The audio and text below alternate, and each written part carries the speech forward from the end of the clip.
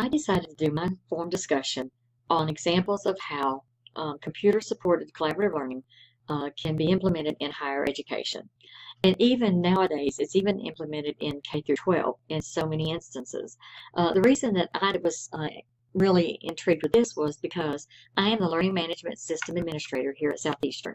And so the one thing that I do is work with our students and our instructors on all these online classes that we have here at the college. We work in Moodle, which is our learning management system, and so many times I get to hear both sides of the advantages and disadvantages to computer-supported collaborative learning. And so, within education, computers have become such an important thing about all levels of education, from kindergarten to, working on your master's and the higher graduates. And so, the access to computers and internet is pretty well open for most everybody anymore today.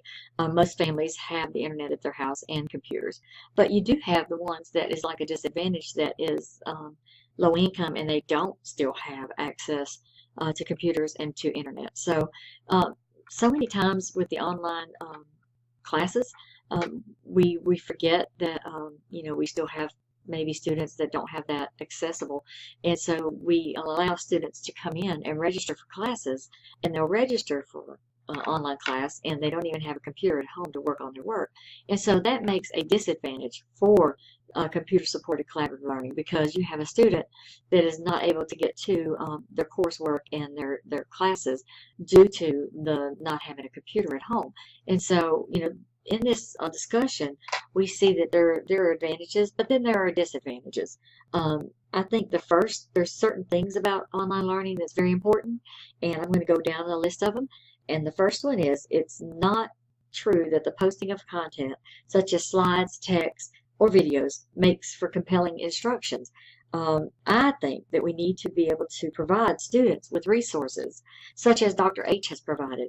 The one thing that he's doing with these classes is my goal for our students and our faculty here at Southeastern. I want our faculty to be more conscious of a student, to let them know that it's not just a computer that they're facing. They've got a real instructor on the other side of that computer. And with Dr. H's videos, and with us videoing these, it has made my learning so much more exciting, because I'm not having to type and try to figure out what my classwork's going to be about. I can physically talk to you, and I feel like I've already got to know a lot of the students just in watching your videos. And so to me, it's very compelling to allow this to be a way for us to interact with each other.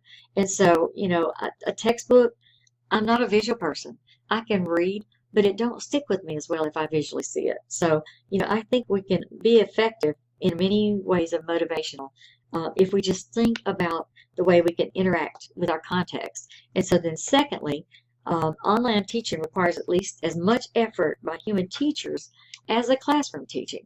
I think we so many times get so caught up in, I'm teaching an online class, I got less work, when no, it should be more, as much or more work, because you're not only the teacher, and you not only have to prepare your material, but you must make it available by computer. So the teacher must motivate and guide the student.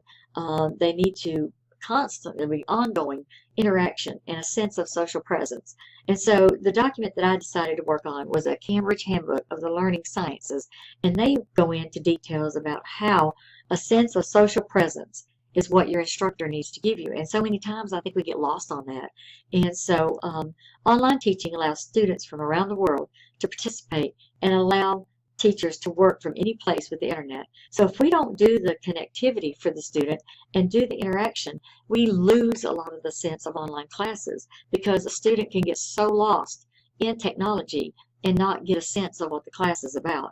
Third, I think the CSCL stresses collaboration among the students. So just like Dr. H is doing with our forums discussions, it's really neat to be able to click on the forum and listen to it, and then come back with a reply of a video, so that I can kind of feel like I'm interacting with that student at that time.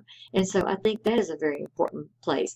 And if we ain't careful, we can cause this to be kind of backwards. We give them the work, we give them the information online, but we don't interact with them. And so that can lose me a lot of times. And I think that is a very important part of using the computer supported collaborative learning.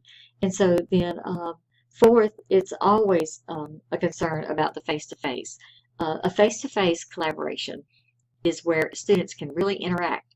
And so, computer supported of learning does not always take the form of an online communication medium. The computer support may involve the instance, it may involve the computer simulation, but it may not involve the interactivity of the students and of the faculty that's teaching the class. So there you lose. A student should get just as much knowledge and interaction with an online class as they do with their face-to-face classes. And so that's where I think a lot of our classes fall short. So you can have faculty give the students an assignment, and it might be something that they will browse through on information on the internet, or discuss, debate, gather, and present what they find. And they can do it in a collaborative way.